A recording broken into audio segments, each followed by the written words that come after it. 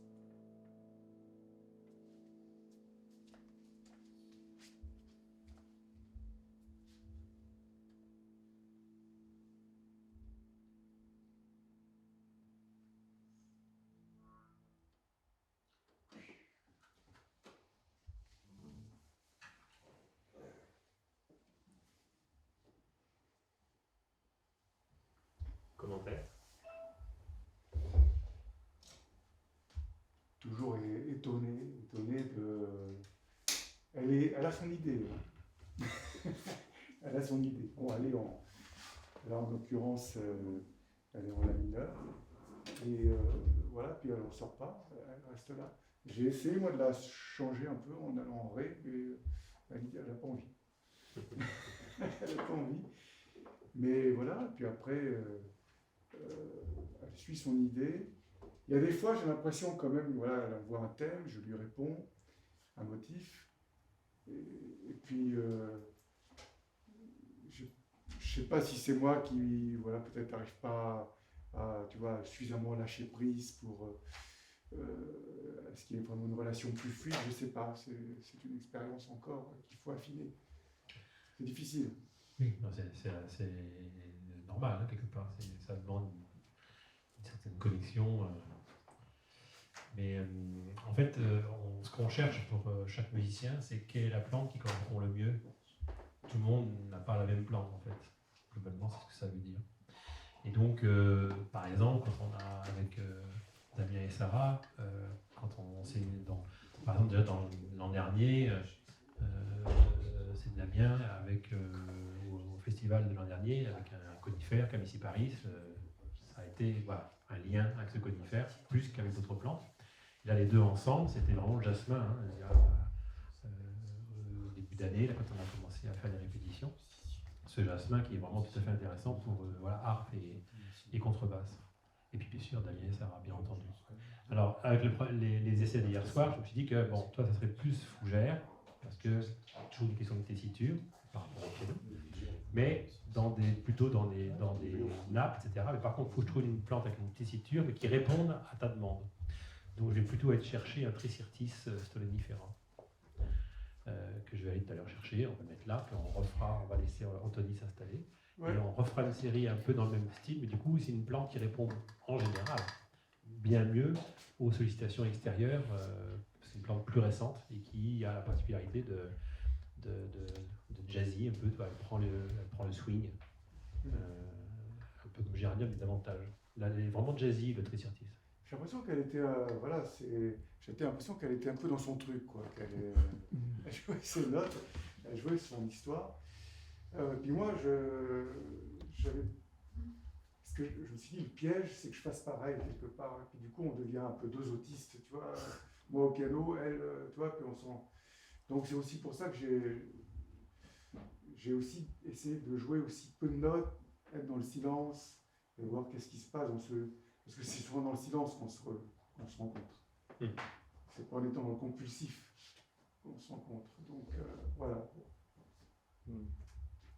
Ok. Eh bien, on va chercher notre plante pour tout à l'heure, et puis voilà. Et puis là, on va faire un essai avec Anthony à l'accordéon. À l'accordéon.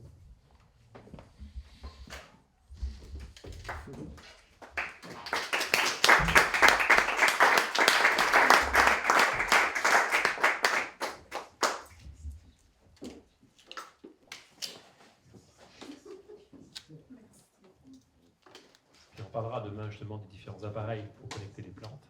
Et on pourra même les essayer. Pourquoi on travaille plutôt avec ceux-ci? Là, on a été avec celui-là volontairement, parce que par rapport à cette recherche, j'essaie de trouver la plante pour toi, en fait. Et on va voir un peu comment ça peut fonctionner. Là, on a fait un essai avec Anthony hier. Alors là, on a déjà fait un pré-essai. On a testé hier. On a testé. Alors, là, plutôt avec un camélia. Alors, pourquoi un camélia? Parce que le camélia 504, en général, c'est un camélia qui prend bien la rythmique. Alors, la rythmique, elle est donnée par l'ordinateur, donc c'est des sons composés, c'est des sons numériques. Alors là, on est en plein dans le... si on a affaire à des soirées, à des très jeunes qui aiment la musique un peu qui bouge, un petit peu space, alors on va y aller là direct. Après la méditation du moment, on va passer dans l'après. Et donc c'est la spécialité d'Anthony avec la musique des plantes, donc je ne sais pas, mais c'est une expérience toujours. Mais disons que l'intérêt du camélia, c'est que c'est une plante qui prend bien la rythmique et ça permet, notamment avec l'accordéon, comme ça peut être un instrument super rythmique, avec des très grandes tessitures, eh bien, ça permet d'aller loin. Bon, on va voir comment ça se passe avec cette expérience-là. Et donc, alors là, la particularité, alors, il y a plein de pistes différentes, et l'idée, c'est de prendre une piste au moins la première ou deuxième, ça va s'installer. Et puis tu vas essayer comme on l'a dit, de voir un peu ce qui est possible de faire. Et par contre, moi, je vais changer de piste. Donc il va y avoir des ambiances très différentes les unes par rapport aux autres. Certaines vont se ressembler, d'autres vont être un peu différentes. Mais la particularité, c'est que moi, j'attends qu'une plante ait moins d'activité électrique pour changer de piste. Donc là, c'est pour que ça ait une certaine logique musicale, en fait. C'est ça. Je réussis pas toujours, je précise déjà d'entrée.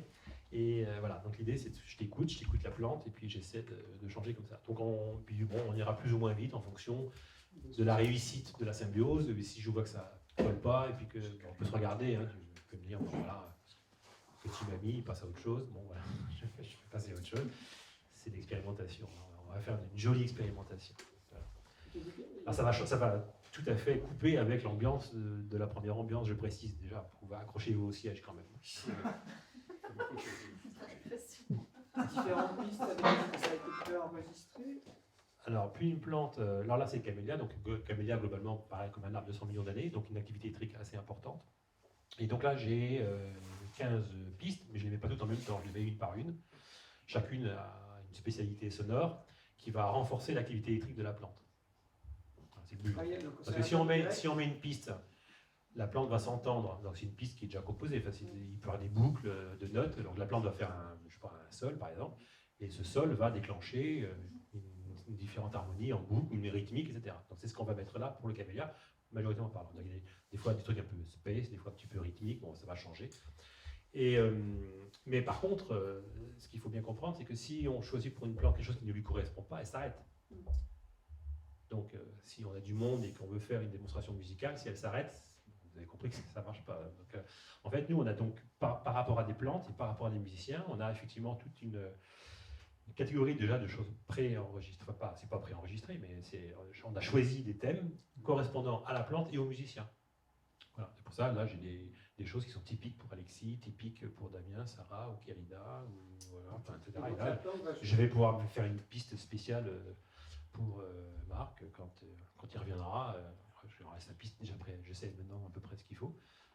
J'irai choisir une autre plante tout à l'heure, voir si c'est l'adéquation. Donc je marque la piste, le nom du musicien et la plante en question qui correspond. Voilà.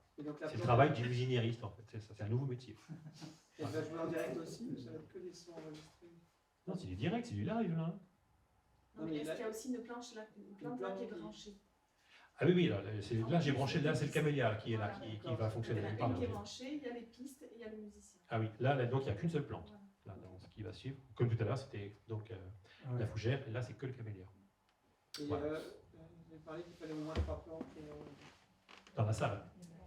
Oui, c'est ça, mais il y en a. Et là il y a plus que 3 plantes. C'est ça, donc on peut en brancher qu'une, mais il faut qu'il y en ait plus. Ah oui, au moins 3.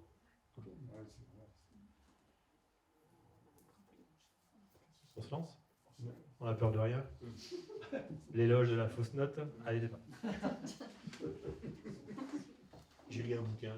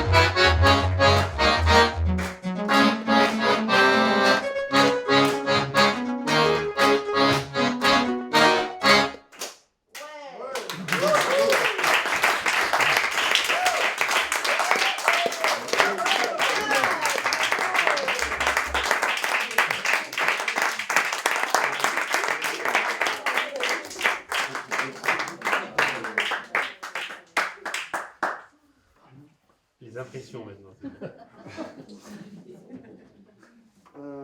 J'ai l'impression que je suis parti dans un autre monde là. Je ne sais pas trop où c'était. Il n'y a pas de son.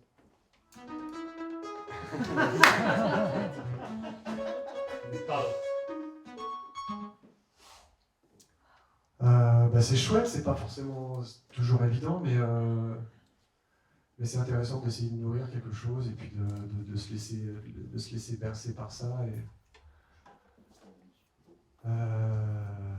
j'aime bien. Ça, c'est intéressant. Ouais, j'aime bien. Alors, il y a plein de surprises, quoi. À certains moments, elle a été très concentrée sur une tonalité, sur des trucs qui revenaient, puis d'un seul coup, c'est parti, je sais pas où. C'est comme s'il y avait tous les tons qui étaient ouverts, d'un seul coup, tous les mi-tons étaient là et tout, elle est partie. Mais... Le piano. Quand j'ai mis le piano, ouais. en fait, quand on dit gérer la plante, ça veut dire que suivant l'activité que j'entends, je modifie de façon, par rapport à ce que tu fais, je peux modifier. Alors, il y a les pistes qui sont différentes, comme on a fait hier. Et puis quand je vois que la plante, soit le son qu'elle entend, la tessiture, elle reste trop collée. À un moment donné, j'ai demandé peut-être de penser grave, tu sais, ouais. Ça a marché quand même, mais pas trop. Donc j'ai vite passé à cette après. Donc c'est plus ou moins long en fonction de. Mais par contre, effectivement, quand on a fait des respirations beaucoup plus calmes, parce que quand même Ouais, pour poser un peu. proposer un peu. Voilà. Eh bien, notamment le piano électrique. Donc là, j'ai tout ouvert. Donc la Ouais, plante, d'accord. elle est partie dans tous les sens. Et donc, Et là, il y a il n'y a tout, plus du tout de. Là, c'est libre complètement. Ouais, ouais, c'était chouette aussi, ça fait du bien. Voilà, mais c'est la prochaine partie, on va faire que comme ça. D'accord. Comme ça, Marc, il va avoir aussi toute Toutes la les notes. liberté. Yes. Mais alors ça marchait peut-être pas trop parce que quand tu m'as dit ouais va dans les graves, moi je trouvais que ça me faisait un peu de bien d'avoir parce que c'est quand même du son depuis le début ça. Donc ça me faisait du bien qu'elle reste un peu dans l'aigu. Donc j'ai fait oui et en même temps je pensais pas tout à fait. Ah, désolé. Non mais du coup je me suis dit c'est peut-être ça aussi qui a fait que qu'elle n'est pas tout de suite descendue, j'en sais rien mais c'est intense, hein, parce que dans les oreilles et tout, j'ai pas l'habitude d'écouter des trucs comme ça. Et ouais, c'est jouissif, quoi. Ah oui, pour nous aussi. Hein. Ouais. Bon. J'avais envie de chanter un peu plus, mais après, ça serait intéressant de développer un truc, d'improviser là-dessus, puis que tout le monde en reprenne, quoi. Mais voilà, c'est pas venu comme ça, mais ça peut être intéressant. Quoi. Parce qu'il y a une espèce d'énergie qui monte, puis elle insiste. C'est intéressant parce que par moments, on voit que vous vous écoutez l'un et l'autre, en fait. Et il y a des moments où vous ne vous écoutez pas, mais vous êtes ensemble. C'est comme si tu pressentais ce qu'elle allait dire et que en même temps tu disais. Enfin, je ne sais pas comment expliquer.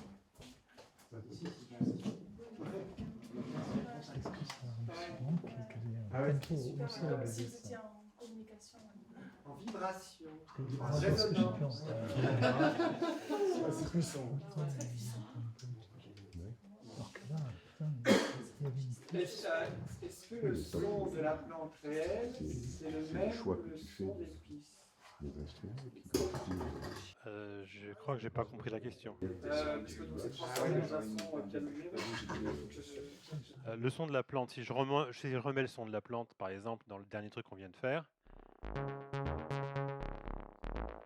là c'est enregistré, c'est la plante. Là, elle est branchée toujours. Par exemple, là, tu vois, si tu viens lire les notes, parce qu'elles vont trop vite, là, j'arrive pas à les lire en même temps. Mais en fait, par exemple, elle fait fa dièse, ça correspond à une boucle de 3 notes derrière, etc. Donc, c'est des sons qui sont composés comme ça. Si c'est transcodé directement, voilà, là, c'est direct, il n'y a pas de boucle. Okay. Par contre, quand c'est comme ça, je peux changer, moi, ici.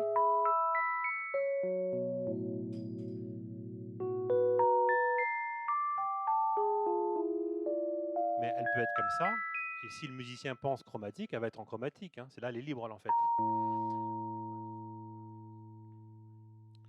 Dans le boîtier, soit tu mets dans une gamme...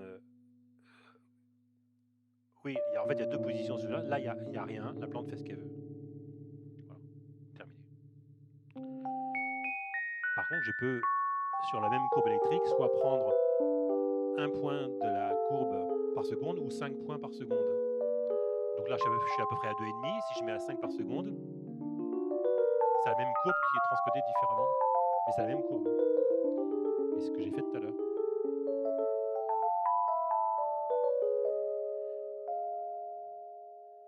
Et suivant les sons, alors quand on prend un piano comme ça, on peut mettre effectivement, ça s'entend très bien, et puis après on peut avec une rythmique, on fera ça demain, je vous montrerai que même un son comme ça qui paraît sans rythme spécifique, le géranium par exemple, on fait ça, on met une boîte à son, etc.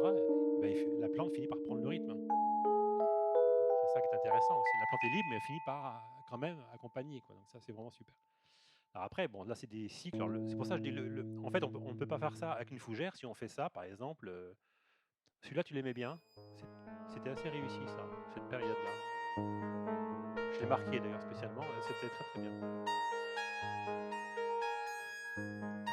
Mais il y a des plantes quand, alors là il y a une rythmique qui se crée, qui est dans le logiciel. Mais ceci dit, des plantes, les fougères n'aiment pas ça du tout. Elles s'arrêtent là, puis on peut les brancher pendant 2 jours. Il y a zéro son. Hein. C'est assez intéressant de voir comment Mais le camélia, il aime bien. Voilà. Donc c'est pour ça qu'il y a des plantes un peu spécifiques par rapport. Enfin, c'est ce qu'on a identifié nous, hein, à force d'essayer. Voilà. Oui, une question, pardon. Non, là, alors, oui, le tempo est imposé, mais là, ce qui n'est pas imposé, c'est la tessiture de la plante qu'elle va choisir. Toi, par exemple, quand le camélia se porte bien, toi, d'un seul coup, il descend dans les graves, super graves, et du coup, ça déclenche d'autres tempos qui sont dans les graves qui ne se déclenchent pas quand c'est dans les aigus.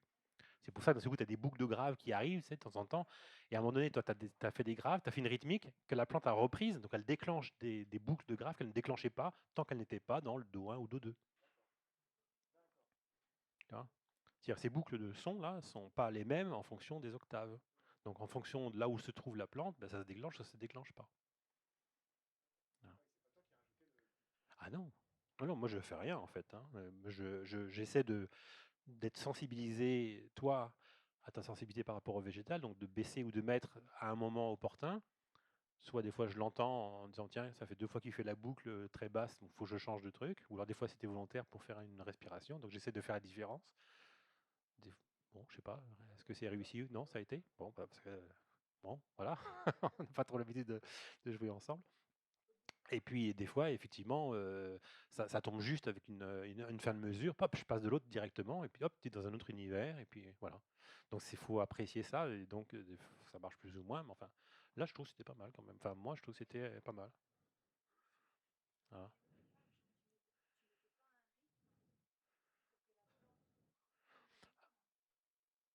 Bah, le premier, c'est celui-là. Le premier, en fait, pour les musiciens, le premier, c'est le même que le dernier. Quand on a comme ça 15 pistes, on a fait 15 pistes quand même. Quand on fait 15 pistes, donc 16, parce que je reviens à la première. Et donc, si on a en oreille la première, c'est quand on réentend la première, ça veut dire que bah, c'est le début de la fin. Et après, je vais te dire, bon, bah, on va quand même, on s'était pas entendu d'accord au départ.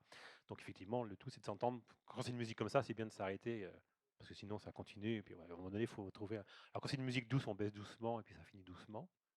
C'est un inconvénient, c'est que personne n'applaudit quand ça se finit doucement comme ça. Bon, voilà, ça passe à autre chose. Quand ça s'arrête net, en général, on crée, hein, enfin, tu connais ça. Hein. Donc, du coup, ça crée une espèce de stimulation. Ça appelle un applaudissement. C'est assez rigolo, mais ce que j'aime bien dans l'applaudissement, c'est que moi, je vois du coup les boucles de notes là, qui augmentent au fur et à mesure. Donc, c'est bon pour la suite. Voilà. Oui, là, alors là, tout est en 440 parce que l'accordéon est en 440, le piano est en 440, alors qu'hier soir, on était en 429. Alors là où les plantes réagissent bien, je ne sais pas si c'est Damien et Sarah qui pourront dire le mieux, parce qu'ils ont commencé en 440, puis après 435 en fait, 431 ou 432, hein 432, pardon. Et donc, et depuis qu'on a fait 432 à 429, bah, je sais pas, Damien et Sarah pourront peut-être le mieux en parler que moi. Ils trouvent que, tu me dis, Damien, si je ne suis pas tout à fait exact dans ton propos, mais ils disaient que les plantes, on sentait de la sensibilité accrue de la plante par rapport à ce que l'on faisait, etc. C'est vrai? C'est bien ce que tu m'as dit? Tu t'en souviens plus? Ah, mais c'est pour ça, je te demande, je ne sais plus comment. Alors, qu'est-ce que tu avais dit exactement quand on est passé à 429, le ressenti que tu avais par rapport à la plante, par rapport à 432 ou 440? Beaucoup plus fluide. C'est dans la fluidité, c'est logique, quoi. Tout est logique. Et du coup, la plante répond en 432 ou en 440, c'est ça? Elle s'adapte Non, non, là, après, là, on parle ça, de la technique après. C'est-à-dire que là, comme l'accordéon, il est en 440, j'ai tout mis en 440. Ici, je peux faire ce que je veux, enfin, ou presque. Disons que, mais depuis qu'on a, Marc a dit que 429,600, voilà, 62, mais après, j'ai pas, faut que je fasse des efforts quand même. Bon, 426, bon, du coup, on a mis. Alors, c'est pour ça que j'ai fait 2 programmations, un en 440, en 400, j'ai 3 en fait, 440, 432 ou 429. Voilà, de façon à coller, etc. Mais comme les instruments ne sont pas forcément la harpe, par exemple, là, de Sarah, bah, le temps de la mettre en 429 ou 440, ça prend un petit peu de temps quand même. Donc, du coup, là, elle s'est mise en 440, elle est prête pour la prochaine session. Voilà. Que l'on va faire donc tous ensemble, on sera tous en 440, parce que comme ça, tous les instruments. C'est la fameuse norme qui permet d'avoir tous les instruments au même diapason, ce qui est quand même pratique pour faire ce qu'on vient faire maintenant, quoi. Voilà. Enfin, on pourrait tout avoir en 429, bien sûr. Cette musique très très dense, qui va dans tous les sens. Ah oui, je suis redescendu. Tu n'apprends pas. Tout le monde entend. Je disais la musique au début très très très rapide, et puis qu'on le entend à la fin, il y a pas de, c'est vraiment la plante qui fait ça. Il y a pas de, parce que tu l'as encore là ça. Oui, oui, oui, la plante est continue. J'ai pas baissé la plante là. Enfin, j'ai baissé le son, mais la plante est toujours branchée. D'accord. Ok. Ouais, c'est complètement fou. C'est complètement fou. Oui. Oui, bien sûr, la couleur du son, c'est ce qu'on décide nous. Bien sûr. Là, par exemple, comment je peux vous le dire? Bah, je le ferai demain, parce que faut que je branche différemment, mais justement, en général, on commence par là, pour dire donc, qu'il n'y ait pas de confusion possible, la plante, elle ne joue pas du saxo, du piano, ou de l'accordéon, etc. C'est la couleur du son, c'est ce que l'on choisit nous par rapport au numérique que nous avons. Et voilà. Mais ce qui est très important de comprendre, c'est que suivant, on fera demain, par exemple, sur une plante un peu spécifique, eh bien, on met du vibraphone, elle aura folle. Et si vous allez voir que quand on va passer du vibraphone au piano, hop, il y a un temps d'arrêt et elle sera plus lente. On remet vibraphone et elle accélère son activité électrique. On met contrebasse, oui, ça va à peu près. Puis on met d'autres sons, l'orgue, bon, elle s'arrête, puis elle recommence. Bon, voilà. Donc, et puis il y a des sons qui peuvent bloquer. Alors je le fais moins maintenant parce que si on bloque une plante, on peut bloquer les autres. Ce qui fait qu'après c'est embêtant parce qu'évidemment. Et si on bloque les plantes ici, on bloque les plantes de la pépinière. Donc ça ne sert à rien d'en aller en chercher une autre dehors parce qu'elles seront toutes bloquées. Bah oui. Bah, elles sont toutes connectées entre elles. Oui, bien sûr, les plantes s'écoutent. Ah ben forcément, la preuve c'est qu'elles répondent. Elles ne pourraient pas répondre si elles n'entendaient pas. Elles entendent, elles n'ont pas d'oreilles. Elles voient, elles n'ont pas d'yeux. Elles ont un système cognitif sans neurones. C'est pas un problème pour les plantes. Elles savent tout faire. Ben, en fait, on pourrait les entendre si on était assez connecté, effectivement, mais on pourrait les entendre, effectivement, bien sûr. En fait, la réponse à cela, c'est de dire, alors c'est un résumé, ça sera à vérifier dans le temps avec les différentes recherches, mais globalement, quand on dit, c'est ma théorie, puis jusqu'à là, elle tient à peu près la route avec les différents scientifiques que j'ai rencontrés, mais peut-être qu'un jour, ça sera différent en fonction des recherches. Il n'y a pas beaucoup de recherches officielles sur le domaine. Donc, une fougère qui a 450 millions d'années, elle a une tessiture et une activité électrique, donc énorme. OK. Et puis, un arbre un peu moins, les plantes qu'on vient d'écouter un petit peu moins, les bégonias un petit peu moins.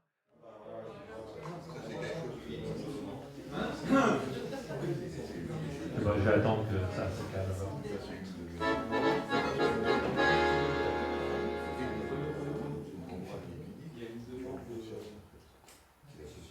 Les oreilles, ça fait. Oui.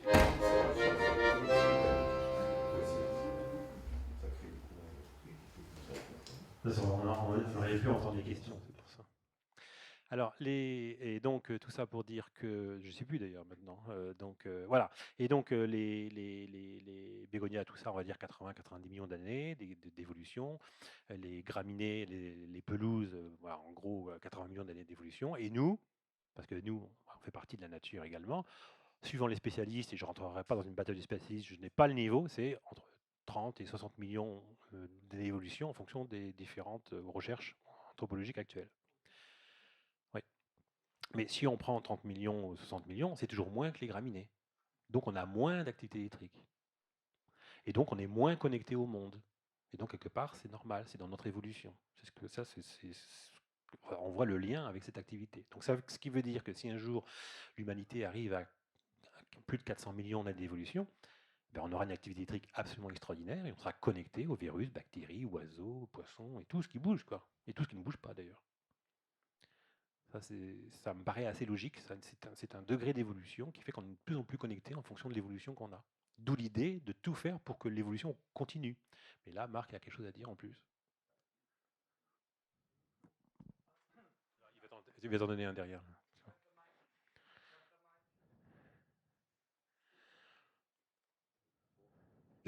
J'admire ton enthousiasme, Jean. Oui, Et sur la longévité de l'évolution de on peut se l'humanité. connecter à tout, mais quand même, il faut mettre un petit bémol.